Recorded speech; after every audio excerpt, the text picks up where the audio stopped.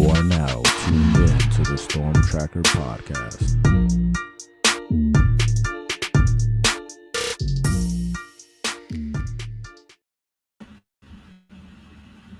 Welcome back, family, to the Storm Tracker podcast. Marcus Benjamin here, representing for CanesCounty.com, part of the Rivals.com network. Make sure you subscribe to the website, CanesCounty.com, for free. Use the promo code Miami30. And also subscribe to this YouTube channel, live from Canes County. Miami's rolling into their third official visit weekend, and Miami's had plenty of top talents come through Coral Gables and Coconut Grove. And there are some more talents coming through for this third weekend. Miami is trying to keep the momentum going because they've had a couple of commits this week. Some very talented players decided to commit to Miami, and Canon, Pickett, and Tyson Bacon. But everybody's always wondering who's next. And to really kind of break down it all, I've got my guy, Alex Donno, host of the Locked On Canes podcast, to really discuss these official visitors for the third weekend. He's kind enough to join me from Europe. So thanks for joining me today, Alex. It's my pleasure, and I'm happy to be here, even though you go out of your way to troll me because you're wearing your PSG jersey, and you know I'm an Inter Milan super fan. And listen, congratulations to PSG. You guys whooped our freaking butts. I don't like to talk about it. That was the most one-sided Champions League final in history. It's been 2 weeks. I'm not over it yet. So thank you for reminding me, Marcus. I had to, man. I had to. I was like, oh, my God. I'm going on here with Donno. I know he's an Inter Milan guy. I got to show it with my PSG kit on. So, yeah, it was amazing, man. It was a dream. I couldn't believe what I was watching. After every goal and every goal that happened, I was just like, wow, I can't believe this is finally happening.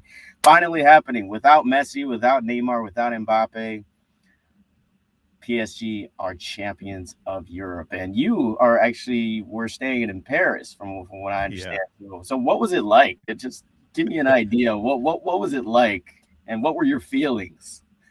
Yeah, so I mean, the game was in Munich, of course, but I happened to be, my family and I, my wife and my son and I, we were in Paris the night of the game. This was the day we landed, so fortunately we went to bed because we were exhausted. You do the overnight flight the night before and stuff, so we actually went to bed right when the game was starting, and I woke up and I saw the score and I was crushed. And then I had to break it. My son is also an Inter Milan fan, but he's 7 years old. So he takes things very personally. So when I told him about the game, he was so upset. And then we're walking around Paris, for the next couple days. And, the whole city is partying. Everybody's wearing PSG jerseys. I intentionally avoided the Champs-Élysées, which is the big street where they had the parade there. Yeah. And so we intentionally, because I didn't want to be anywhere near the parade, because my son and I were especially my son, he was at certain points of the weekend, he was mad at me. He's like, why did you make me be an Inter fan? I'm like, I'm sorry. He had an existential crisis. So it was a rough couple of days. I mean, Paris is still a beautiful city, but sure, the irony of, I might be the biggest Inter fan in the entire United States of America. The irony of being in Paris when they're celebrating that, it was not lost on me. So I'm glad to be out of that country, and I'm in Italy living it up now for the next few weeks. Nice. Yeah, I can imagine just being in that environment if my team lost in the championship. But I was enjoying it on this side of the pond for sure. Definitely had a couple of beverages after and enjoyed that victory. I had a couple beverages too for a different reason, to try to forget. Right, I bet. But Miami had a couple of victories this week in landing Tyson Bacon, who I absolutely love, and his potential to do great things at the U, and Canon Pickett. Canon Pickett is kind of a guy we kind of already thought that this guy would commit to Miami at some point. Every time I talked to him, raved about Miami. Obviously, dad played for the U. brother plays for the U. So the likelihood of him committing to the U was very likely, I thought, although Clemson was in it as well as Florida. But I think Miami always had the inside track, and the OB kind of put them over the top. Just quickly, your thoughts on these two commits committing to Miami and what it means for this 2026 class in your mind.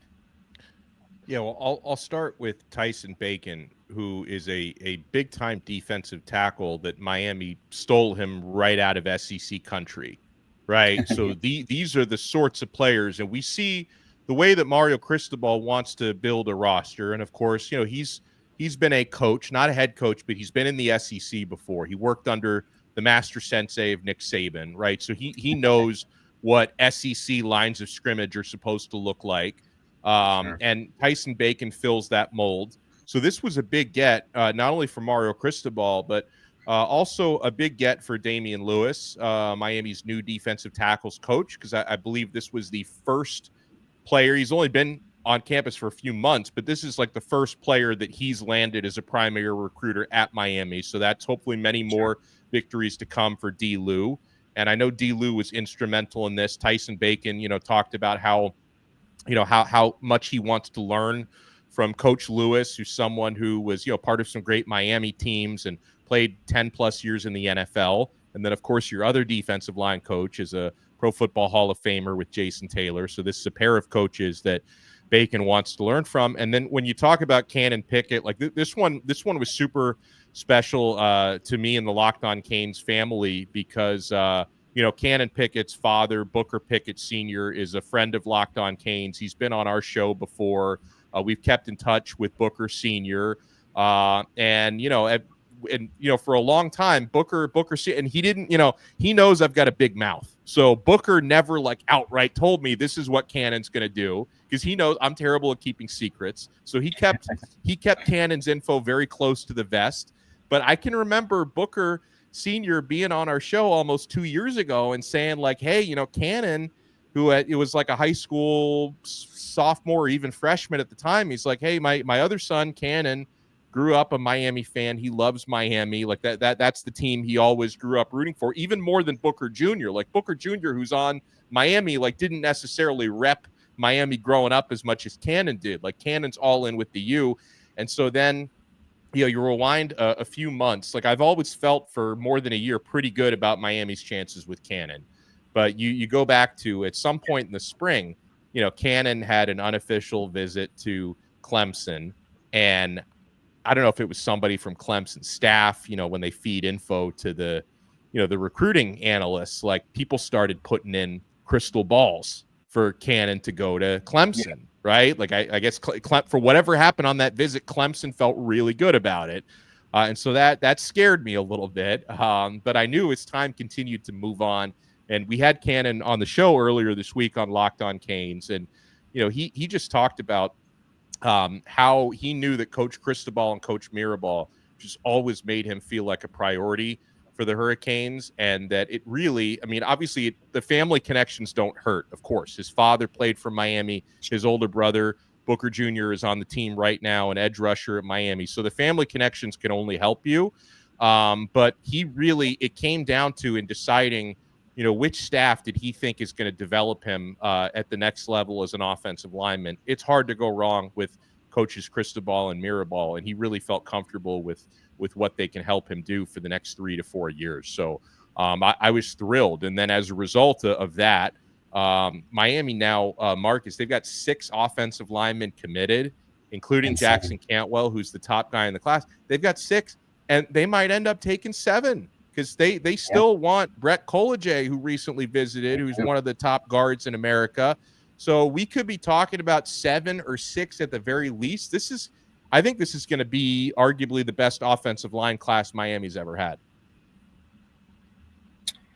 Yeah, that's not far-fetched to say at all, because with the guys that they brought in and, potentially getting also Collegier as well, this would be an insane offensive line class. And it just really, is telling to just the prowess of Alex Mirabal and Mario Cristobal, just not only just recruiting, but their resume of developing players is really resonating with a lot of these kids. And I think they really believe that they can be developed to the next level with one of the best offensive line staffs in the entire country. So really excited for Canon Pickett. He's always a joy. He's just like he's like a big teddy bear. When you talk to him, he's just always smiling. I saw your podcast with him. He's just a really nice kid, great family, of course. So excited to see what he does, and if he's going to be more of an interior guy. I would suspect he's going to be more of an interior type of player, playing at guard. And then you got the massive guys like Joel Irving, who I absolutely love. He could probably go inside or outside. Then you have Cantwell, who I think obviously is going to be Francis Malinois's replacement at right tackle.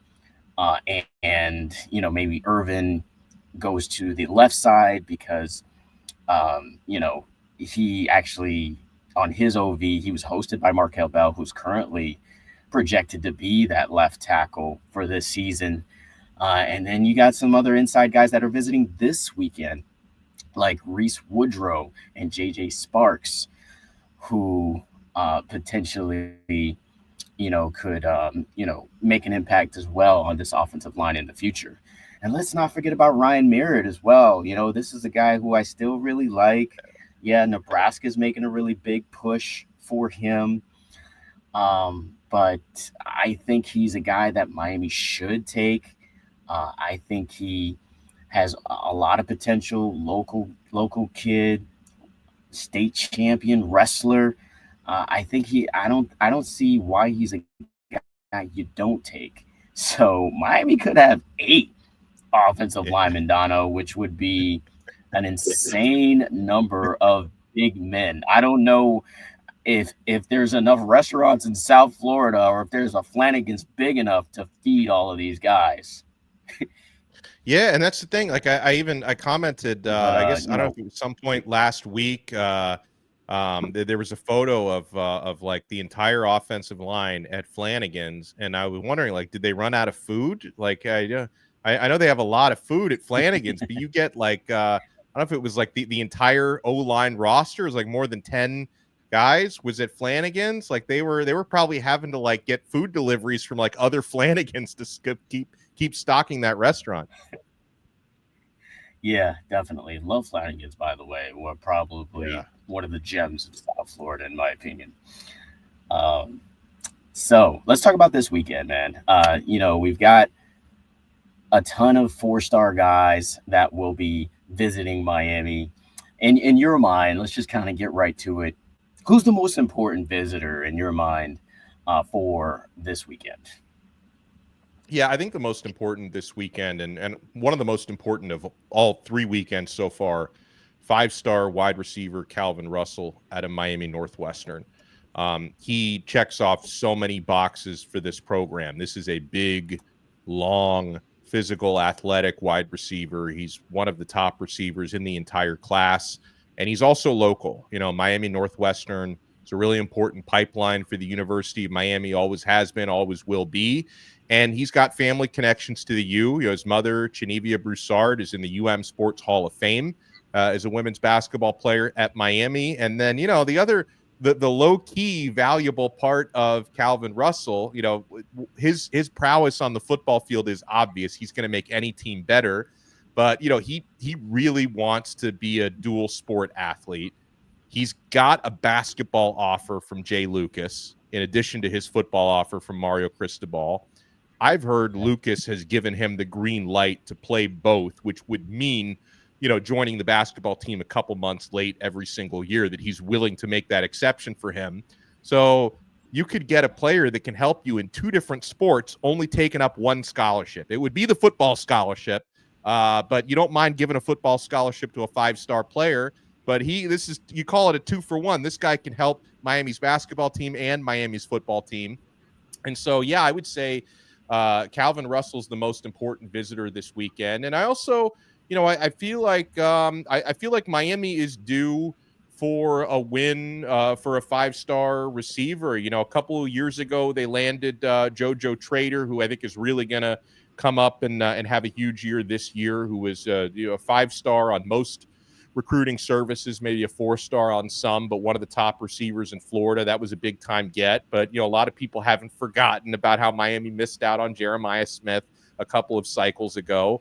Not comparing Calvin Russell to Jeremiah Smith, because that would be unfair to anyone. But he is upper echelon 5-star receiver. So I really think that this is a recruiting battle that Miami needs to win.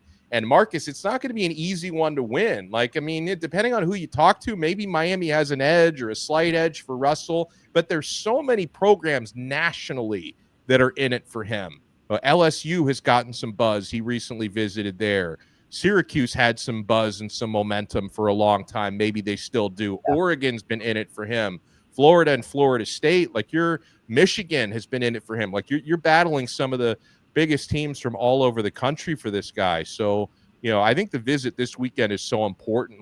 Miami can try to build a commanding lead for Calvin Russell, because this is the type of top South Florida player you would hate to see leave the area. Yeah, I totally agree with you as far as, keeping that type of talent home, especially from a local pipeline in Miami Northwestern. You want to keep a kid like him, a legacy guy, like you mentioned, 2-sport player, just elite in both sports. So it'd be very interesting to kind of watch his career at Miami just kind of blossom in both sports. Definitely would like to see it. It'd be such a hometown win if Miami is able to land Calvin Russell. But in my opinion, I feel like he's going to be playing the long game here, even though he has put out a commitment date in July 4th, I believe, is his date, or July 5th, sorry, that he is going to decide on a school. But I feel like this is, no matter what school he chooses on July 5th, I feel like this is not going to be over until he actually signs in December. I just feel like, this is a race I think is going to be far from over, even though he will decide on a certain school in a couple of weeks here. But I agree with you. It's definitely the most important. Other visitors I think that are important is one, JaMychal Garrett, recent Auburn decommit, visiting. Usually when this happens, Donno, you've seen it, I've seen it, when a player decides to decommit from a program. Hey, we've kind of seen it with Tyson Bacon, right? He was committed to Tennessee, and then all of a sudden there's this momentum building with Miami. It's kind of a similar situation, I believe, in JaMychal Garrett. And, coincidentally, they're both originally from Alabama. And, Garrett now playing in Louisiana.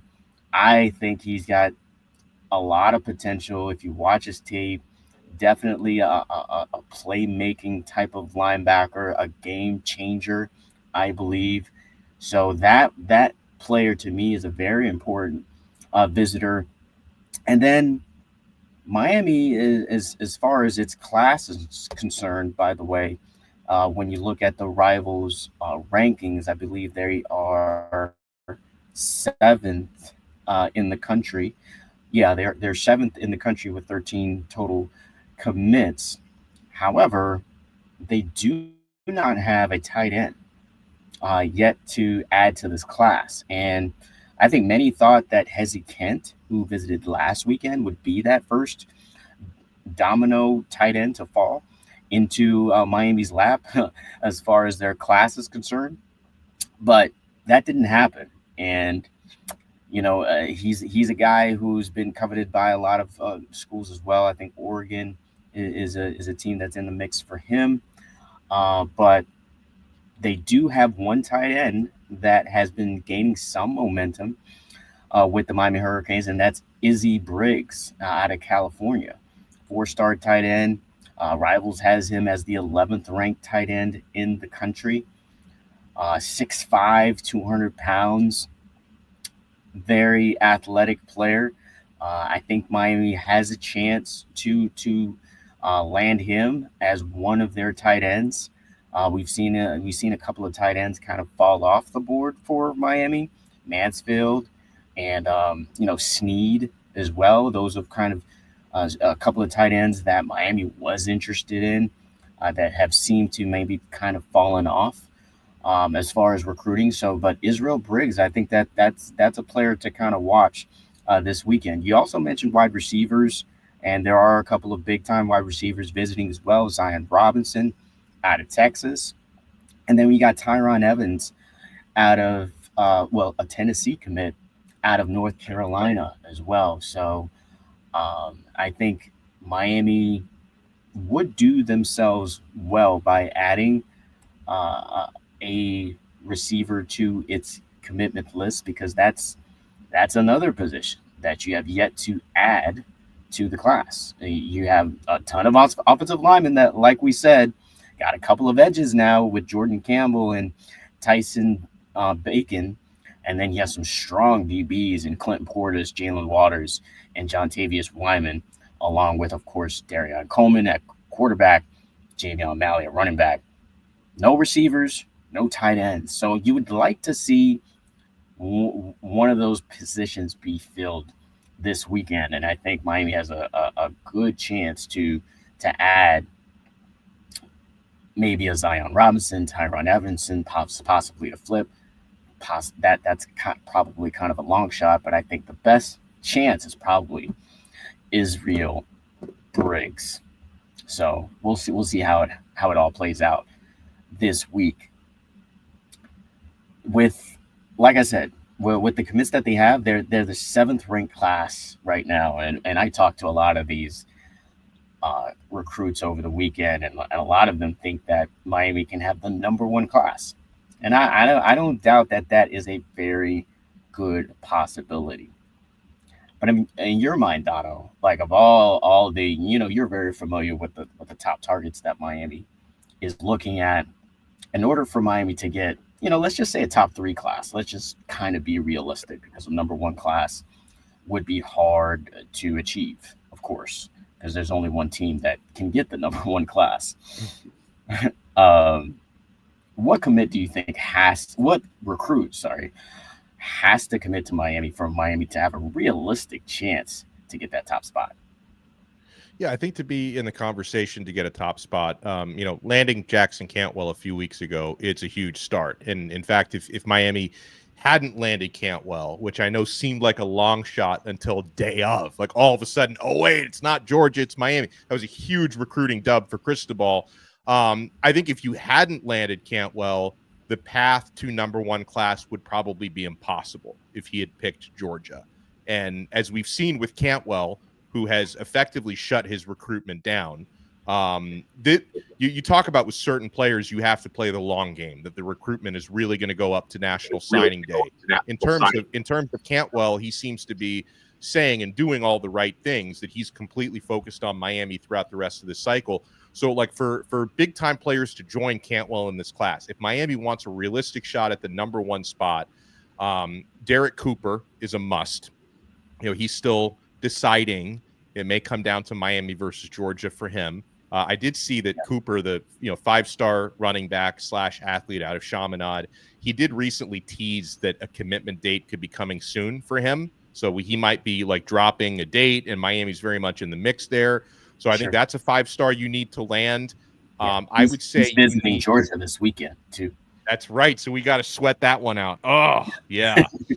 Yeah. We got to sweat out that Georgia visit for him. But I think you need to land him. I think at receiver, you probably need to, just going by like the rankings of what it would take to have a top class, you would need to land at least like one of the other of Calvin Russell or Tristan Keys, the LSU commit, who's the top receiver in the class. Miami's been very active in trying to flip Keys. He visited the first OV weekend at the end of May. So you got to land one of them. And then I think another top player that could get you there, who seems genuinely interested in Miami, is 5-star defensive lineman Lamar Brown out of Baton Rouge. You're still you're still battling there. And, every team in the country wants Brown. He's that good. But at LSU, you probably see them as the favorite, not just about the geography with him.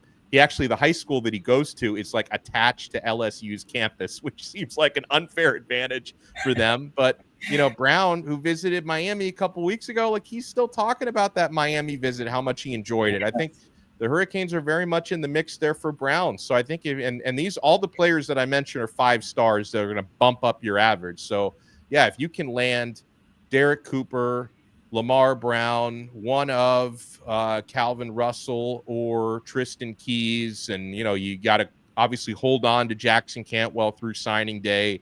Then I think if you can land like 4 of those 5-star players, you can contend for the number 1 spot. Because I think it's worth noting, like the team that has the number 1 spot right now, USC. Yeah, Lincoln Riley's doing a tremendous job, but they've got more than double the amount of recruits Miami has right now. So if Miami keeps adding the quality and the quantity, I think USC's got like 28 commits right now. Miami's got 13. So if Miami keeps adding, because you figure the class is going to be probably around 25 by the time it's all said and done. So if you can add a handful of other 5 stars, you're going to be right in the mix for the top class. But you've obviously got to land like 4 out of the 5 players I mentioned.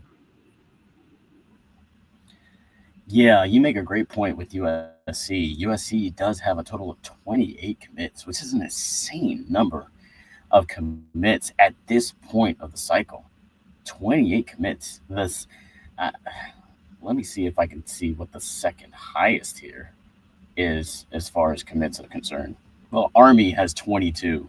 And then you got Sacramento State 22 and Rutgers with 22. But Army has the 93rd ranked class. Sacramento State surprisingly has a 36th ranked class, which is kind of like that. That's something there. Yeah, they're building some serious momentum over there, and I think they just became an FBS school this season. And then you got Rutgers with 22, but that's still like six commits off of the top class. Miami's just with 13. So I think you make a really good point that you get 10 more players to commit, and Miami's probably going to vault to the top 3 in this class, especially if it's the quality that Miami continues to add to the class. So excited to see how this class kind of builds up. The next couple of weeks and month will tell us a lot, Donno. Will tell us a lot to kind of where this class will kind of end up. Wide receiver is a very interesting one to me as far as who they are going to end up taking. Of course, they're going to swing for the fences with Tristan Keys. And, hopefully he does decide to flip from LSU to Miami. But you still got Samarian Wingo, who I absolutely love, 4-star out of St. Augustine. I think he can be added to the class. Messiah Hampton, a really talented player out of New York, of all places. I think Rochester, New York, not even New York, is a player that you want to watch to see if he, maybe ends up with Miami, and who actually decides today, by the way.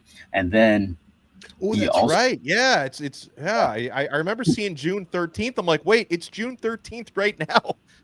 Yeah, it is. It's Friday the 13th. But hopefully Miami has some good luck with the Messiah Hampton. and then you've got Braden Robinson, who is an absolutely electric player who I like a lot, who really likes Miami as well. So it'd really be interesting what they do at receiver and tight end. I think those are, to me, might be the determining factors if Miami gets that top class or top 3 class. But looking at the class so far, who's your most underrated player in your mind? Who you think of course, I think people know about Darion Coleman, the quarterback, and his talent, and he's going to the Elite 11 finals soon. So hopefully he represents for the U and brings home the crown there. Javion Malley, very, very talented running back. But who do you think is the most underrated of this class so far? I think it's Joel Irvin, who's an absolute behemoth offensive tackle. He's 6'6", 330 pounds. Somehow, I think most of the recruiting services have him as a 3-star. He might be a 4-star now on Rivals, and if so, they've got it right. I think others are underrating him a little bit. But to me, it's like, I mean, he's probably a little bit more of a work in progress than like a Jackson Cantwell, who's deservedly a 5-star player. But I think Irvin has all of the strength, the size, the athleticism to become a starting offensive tackle at the Power 5 level, and hopefully be that within the next few years at Miami. So he's one that if I look at the class, that's kind of the one to me.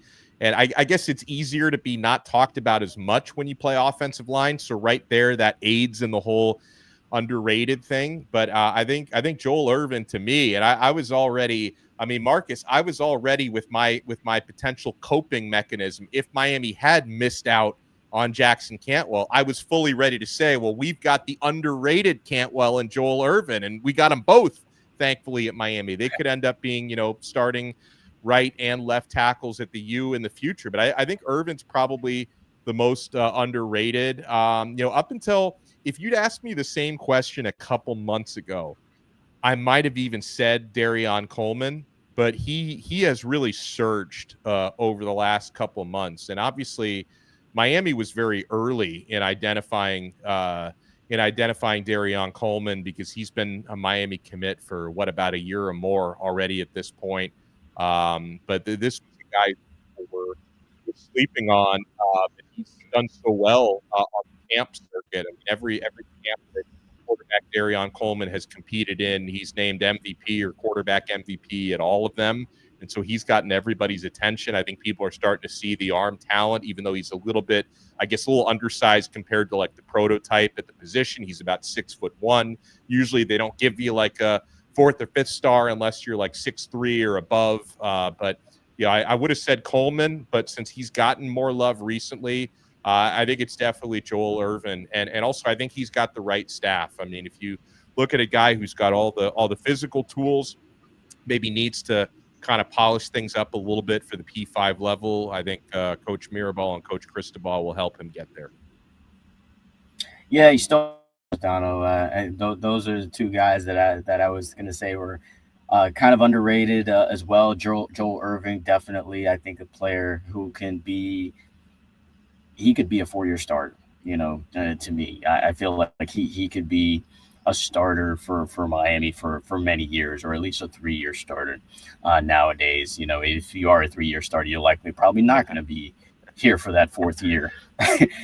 So I think he is definitely the most underrated. He's got quick feet, very smart player, and just loves Miami. I spoke to him, of course, last weekend, and he, watching his highlights here, you just see how he just mauls people. Yeah, and he just mauls guys. He just drives them into the ground. You could tell he just loves football and loves the grind of it, and is always continuing to get better, and thinks the world of Alex Mirabal and Mario Cristobal, and is excited to really kind of get his college career started.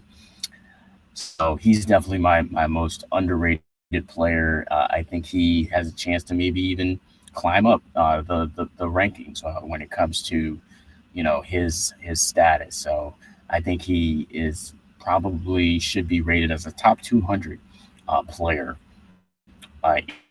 in the nation. And then you mentioned Darion Coleman, of course. Undersized, but man, that ball just rockets off of his arm. Really talented, commands the room. I hate to say this about Darion Coleman, but he's like his personality is like Cam Ward 2.0. I hate to put that on him, but his personality is very similar. Loves ball, plays with a chip on his shoulder, very focused. When he's locked in, he's locked in, and he's a underrated scrambler of a quarterback as well.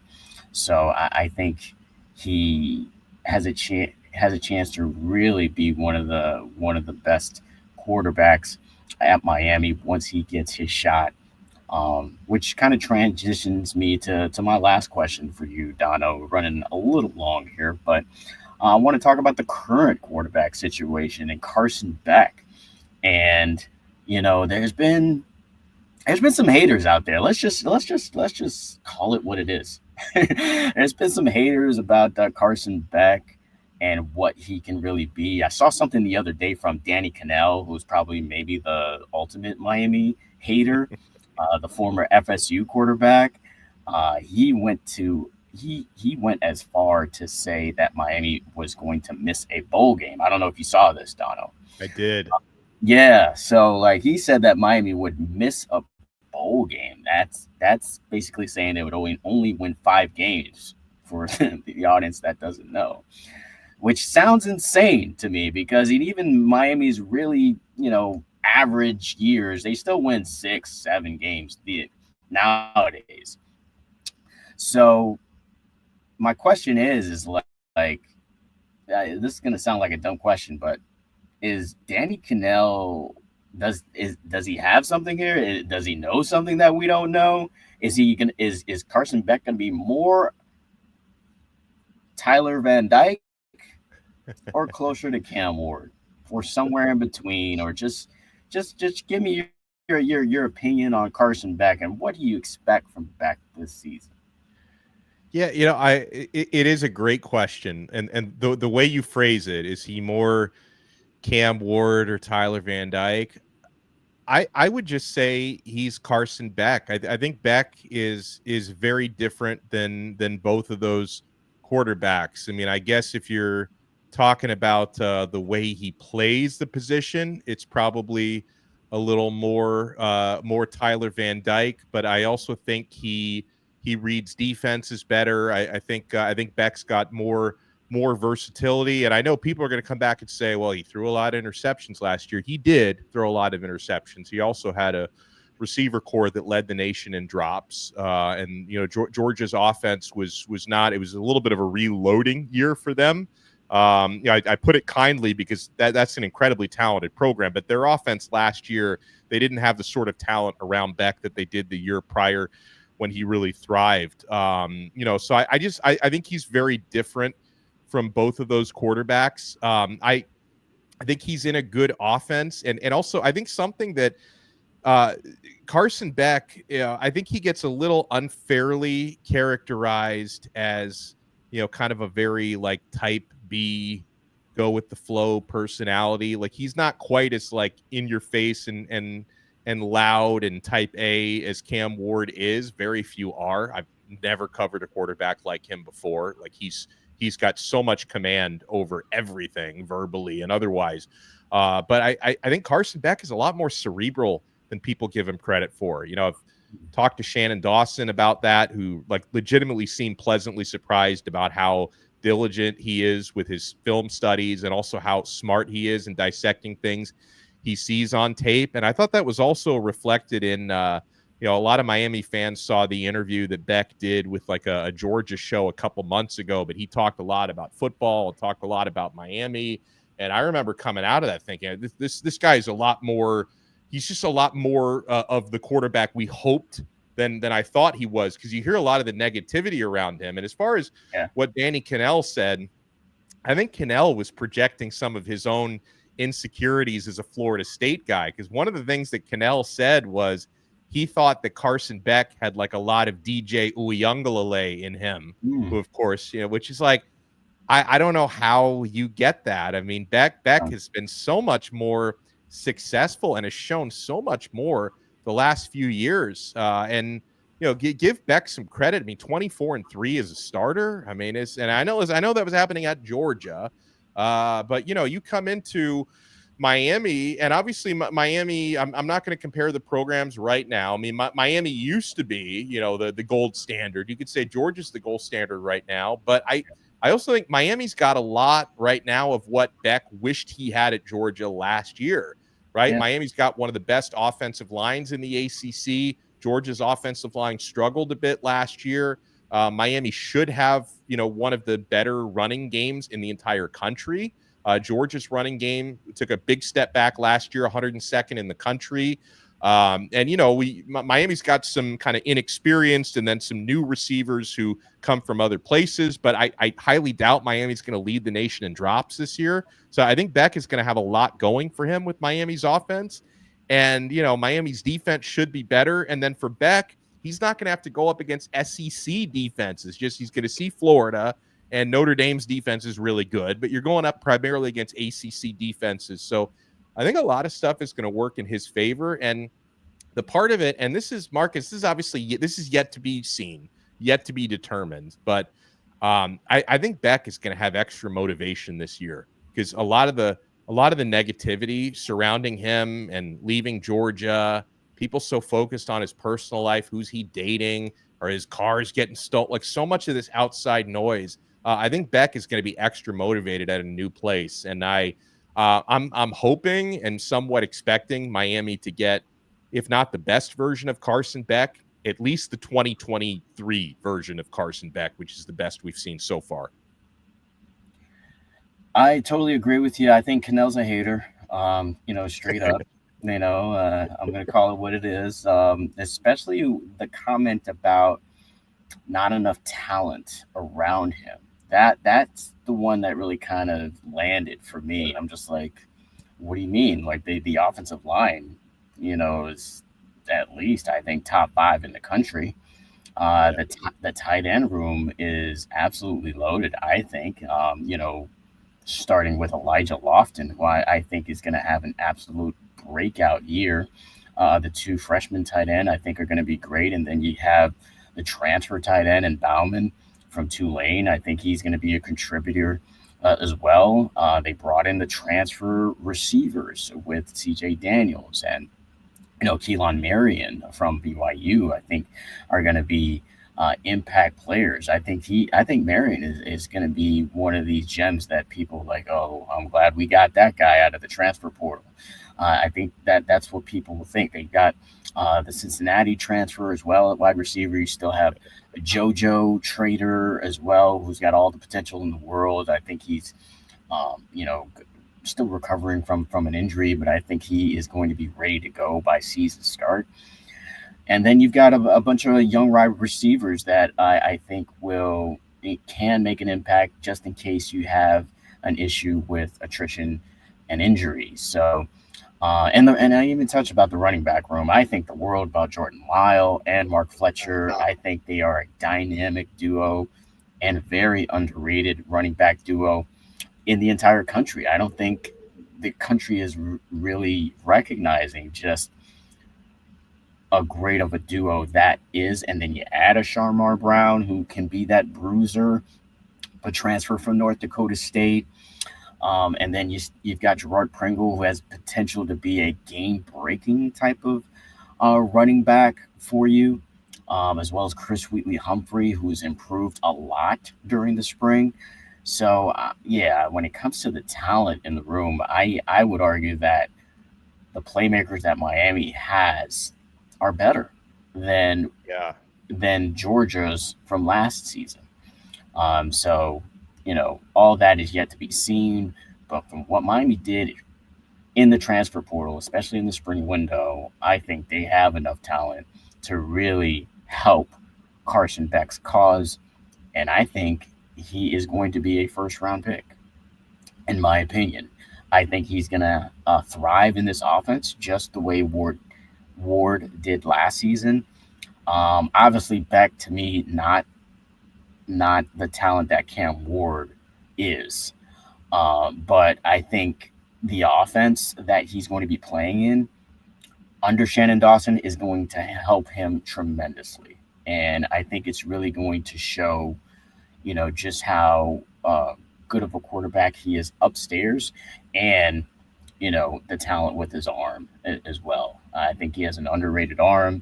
The question about Beck for me is just sometimes his decisions. His decision making is a little questionable at times. You're like, oh, why didn't he throw or check down, or why didn't he run earlier? Those type of things. But I think those things can be worked on with Dawson and also Mirrorball as well. Ward himself mentioned that Dawson and Mirabal really helped to develop him as a quarterback when it comes to protections and staying in the pocket and really kind of going through his reads. So I think that those aspects are really going to help Beck in this 2025 season. And, he'll be able to, shut up haters like Danny Kannell. I can't wait for that. Yeah, always a pleasure, Alex. I mean, I wish I was living up with you in Italy, eating some real pizza, not like the chain stuff that we deal with over here, or some pasta. I love spaghetti. Spaghetti is like one of my faves. If I could have spaghetti from Italy, I would. If you could send it on a plane to me, I'll do what I can. The food is so good, man. It really lives up to the hype, and even like I'm a little biased, I guess, because my father is from Italy, but I think Italian food even kicks the food of it kicks French food's butt at any day, man. I've experienced both over the last 2 weeks, and Italian food to me is goated. Yeah, I hear you. I got to troll you one more time. Maybe Italy does kick France's butt when it comes to food, but obviously on the soccer pitch, the French team did beat the Italy team in the European Champions League championship game. But there's always next year, Donno. Right. We'll get you next time. Maybe not. Maybe. Funny enough, that was like the first time those two teams actually met. Yeah. So interesting. Great stuff. Like I said, Alex. And hopefully I could see you again soon over here on this side of the pond. Yeah, man. Well, as soon as I'm going to be back stateside on July 10th. So we'll have to, you owe me a beer for that butt kicking that PSG put on me. Absolutely. Consider it done, man. Oh, man. All right. That's going to wrap it up. Marcus. Thanks for having me. Absolutely. Always a pleasure, man. That's going to wrap it up for the Storm Tracker podcast. Make sure you subscribe to the website, canescounty.com, for free. Use the promo code Miami30, and also subscribe to this YouTube channel live from Canes County. Until the next episode.